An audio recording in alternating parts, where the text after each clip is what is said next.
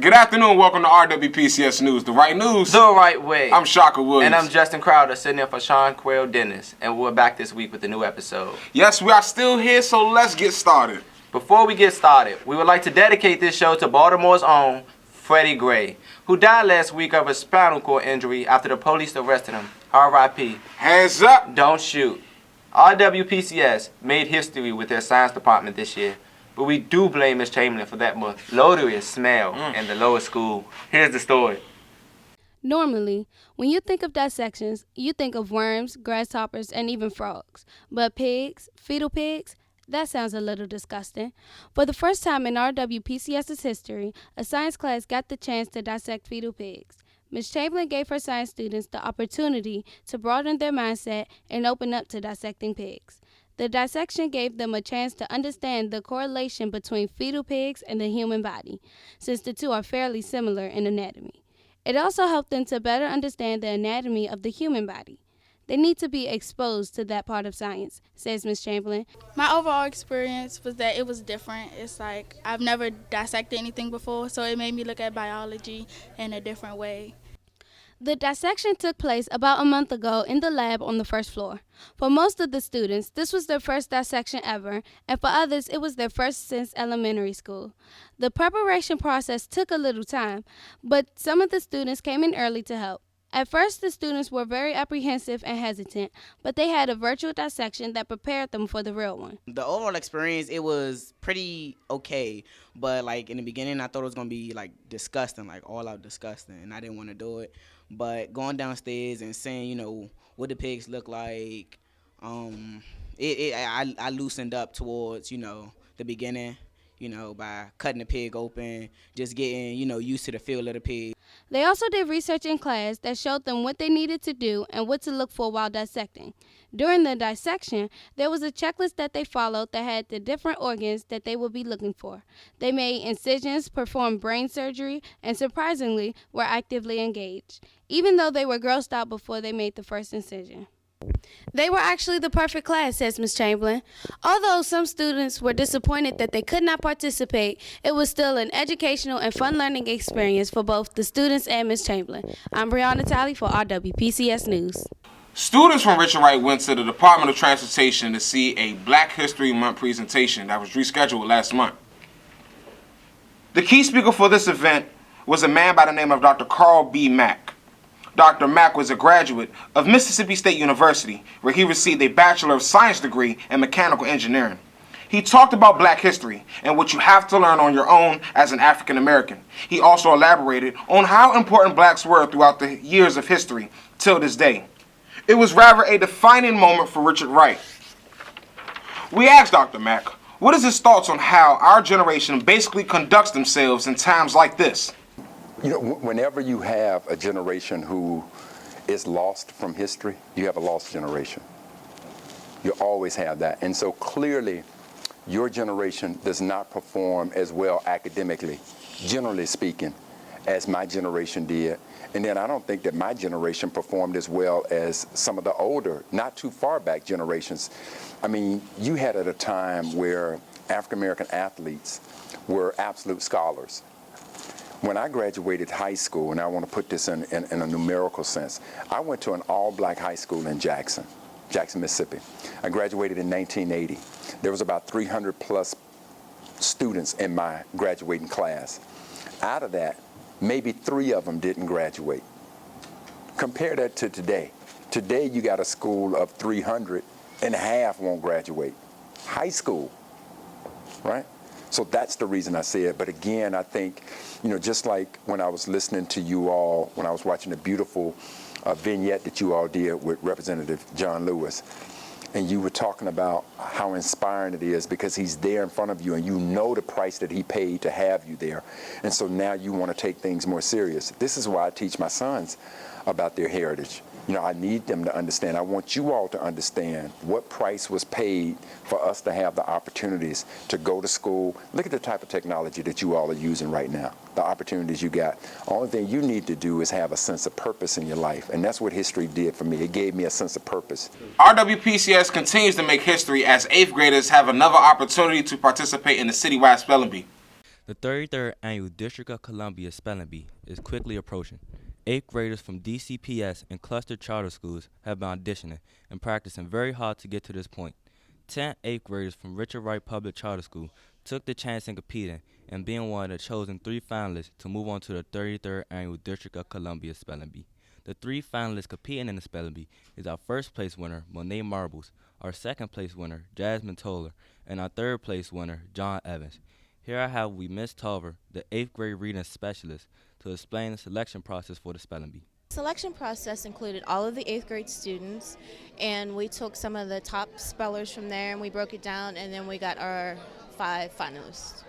The finalists have been studying over 300 words that cover many subjects, various foods, things from several countries, plus more. They even have been studying 12th grade vocabulary words, even though they're only in the 8th grade. When actually competing, the students have to know the origin of the word, the pronunciation, and what the words mean. Also what it means to be used in a sentence. When also competing, they have to say the word, spell it, then repeat it. They should pronounce and enunciate their words. They should have good posture and project their voice. Every Friday before the Spelling Bee, the finalists practice very hard and vigorously so they can make it to the National Bee. The whole purpose in competing in the Bee is to build confidence in the students and to also represent Rwpcs in a positive manner. This is Rwpcs' second year in competing in the Spelling Bee, and we want to keep it a part of our school's initiative. This is Joshua Mitchell, Rwpcs News. So before the school went on spring break, we ended with our 3rd annual Poetry Slam. Friday was rather an interesting experience. 17 students competed in this year's school Poetry Slam. Some students created their own pieces and some did recitations, but their poems carried messages that everyone could relate to. There was 3 winners for the slam. Last year Poetry Slam winner, Ambassador Jay Yates, had a strong poem but came in 3rd place this year. 11th grader, Ambassador Emmanuel Charles, came in 2nd place with his smooth poem titled Home. And in 1st place this year was 12th grader Shaka Williams with his poem called Guilty by Association. We would like to thank Miss Young Folks and Mr. Fagan for doing such an incredible job on putting together this year's Poetry Slam. Also, we would like to thank Shaka, who came in 1st place this year. Yes, sir. Thank you. Also, before we went on break, I had a chance to sit down with Nina Rees. Nina Rees is the president and CEO of the National Alliance for Public Charter Schools. Nina has over 20 years of experience in the Washington, D.C. area, most recently as the Senior Vice President for Strategic Initiatives for Knowledge Universe, a leading global education company with investments in early childhood education, before and after school programs, and online instruction. I asked her what drove her into education, and here's what she had to say. But it's certainly one of the reasons that I'm driven to expand options for families, and what I do at the, what we do at the National Alliance is important to me, because I think having the personal connection is key. And to a lot of people, they kind of assume education has to happen a certain way until the doors to something better becomes open. So you probably wouldn't know what Richard Wright would have offered you if you were just in your traditional public school system. So the fact that Dr. Clark created this space and offered a vision and a curriculum that's a little bit different and more interesting is what I hope that we can make available to other communities. And now let's go to Mrs. Young Folk and Mr. Fagan for the Wright News Reading Corner. Good afternoon, Richard Wright, and welcome to another segment of the Reading Corner. I'm Mrs. Young Folk, your reading coordinator. And I'm Helen Compton Harris, Outreach Planning and Development Coordinator. Wonderful. I'm so glad to have you with us today. Mr. Fagan's off shopping for another broadcast for the month of May. You know, March came in like a lion. And it is going out like a gazelle because we are still chasing after it. Wow. So, we had a lot that was going on in March, and why don't you tell us about some of the things that went on? Yeah, I sure will. Let me think. Now, before we even talk about that, let's rewind a little bit and talk about the month of March. Now, March is the National Women's History Month. And can you share us a little information about the women's American history? And I know the theme this year is weaving the stories of women's lives. Okay, I'll share with you one great story. First of all, I really like that theme, weaving together women's lives, because what it suggests to me is that women are really significant in the American landscape. And so I'd like to share with you one significant woman, and that's because not only is she a woman of color, but she is a woman who was a trailblazer as far as journalism was concerned and equity in journalism. Her name is Dory Maynard, and Dory Maynard is the director of the Maynard Foundation in Oakland, California. What was so important or significant about her work and her dad's work is that they really opened up the field of journalism and to multicultural groups. So they really did press for cultural diversity. Before them and before their work, many journalists tended to stay in what they call mainstream journalism. And so stories of people of color just were not represented, or they weren't represented fairly. And so this foundation seeks to make sure that there is equal representation, balanced representation, and they even have an editor in training camp. So everybody from the editor of the Washington Post to the editor of the Oakland Tribune have trained there. And so then they take that information back to their own news stations and newspapers and use the information to improve media. So we really want to give a shout out to Dory Maynard in spirit, because she passed on February 24th of this year, and we respect her work. And I do want you to know too that because she is so important in media, there is a memorial service at the museum for her this year on May the 4th. So if you Google Dory Maynard, you can look that up, and if you're interested, maybe you can attend. Wow. Well, thank you so much for sharing that information with us today, You're welcome. Harris. Now, let's talk about the reading strategy for the month of April. Okay. Now, the reading strategy for the month of April is prediction. Now, you know, good readers, they think about what's going to happen next before they read. And Compton Harris, I know you are an avid reader, and you read a lot. I am, reading is my passion. I know. And so I really do predict all the time. Good. And reading is one of the more important strategies that you can use in terms of getting better with reading, because it makes sense. As you're reading along, you are constantly thinking, what's going to happen next? What is that character going to do? Where are they going to go? What is going to happen? And so as you continue reading, you confirm or realize that what you predicted wasn't correct and readjust, and you use that strategy all throughout your reading. So it's definitely something that's very valuable, and good readers do it all the time. Wow, well, thank you so much for sharing that with us. Now, I knew that you could relate to that. Also, with good reading, you have vocabulary words that's associated with reading. Can you share with the audience the vocabulary words for the month of April are? I'll be happy to do that. And you know that more vocabulary is attained through reading than sitting in a classroom with a list. So I am a big advocate of reading to gain a vocabulary. And we have 4 vocabulary words this month that are significance, modicum, malign, and rhetoric.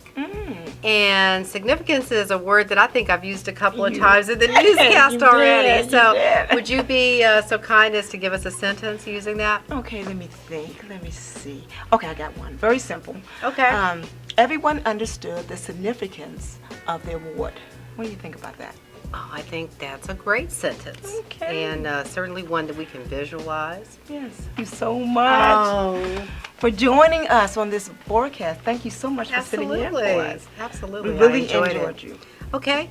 So what do we have to remember? Yeah, this is what we're going to tell our audience. Okay. Remember to read it, enjoy it, and do it. Bye-bye. Thank you, Miss Young Folk and Miss Compton Harris.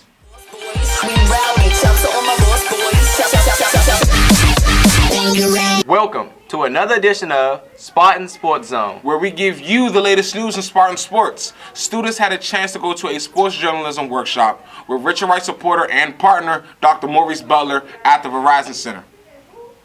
Rwpcs students met Emmy Award winner Jamoki Davis, who is an anchor/director and on-camera talent for the Wizards and Mystics magazine.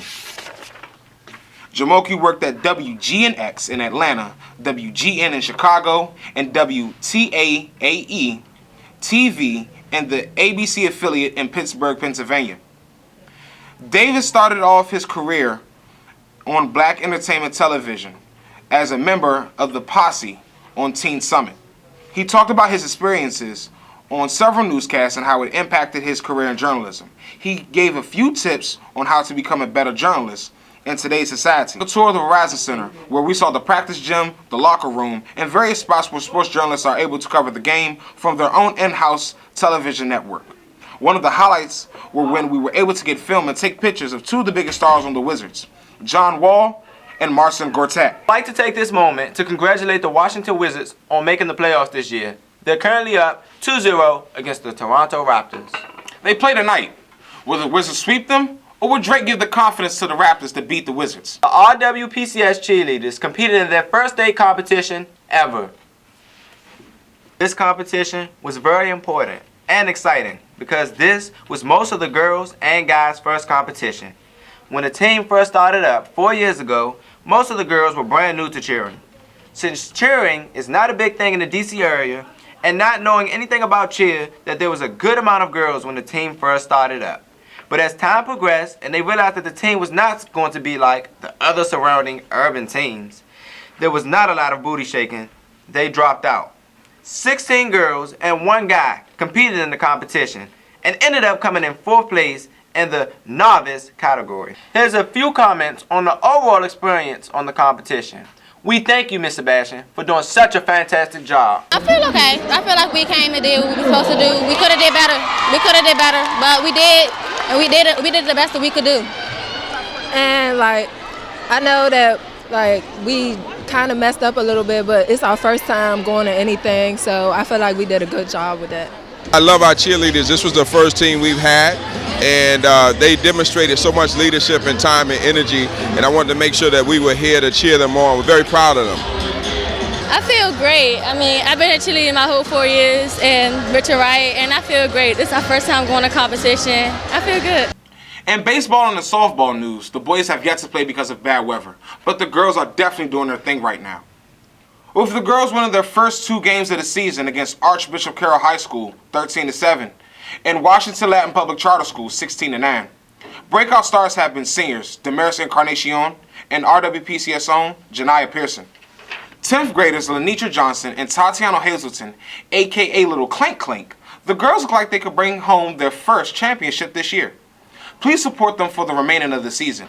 And that's all we have today. Join us for another edition of The Right News. The Right Way. I'm Shaka Williams. And I'm Justin Crowder, sitting in for Sean Quayle Dennis. Have a fantastic weekend. And see you next week.